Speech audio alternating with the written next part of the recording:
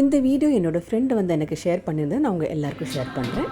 ராதே கிருஷ்ணா. தென்னாங்கூர் க்ஷேத்திரம் நிரஞ்ச ஆருத்ரா பௌர்ணமி குருநாதர் ஞானானந்தகிரி சுவாமிகளுடைய குரு மகாபூஜை ஸ்ரீமடத்தில் மிக விமர்சையா நாம சங்கீர்த்தனத்தோட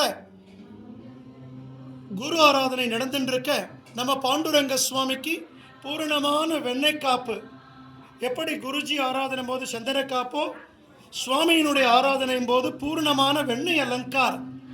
கிட்டத்தட்ட 160 கிலோ வெண்ணெய் பெருமாள் திருமேனில சாத்திண்டு நவநீத கிருஷ்ணனாக திவ்ய தரிசனம் கொடுக்கிறார். ரகுமாயி தாயாருக்கும் பூர்ணமா வெண்ணெயினால அலங்காரம்.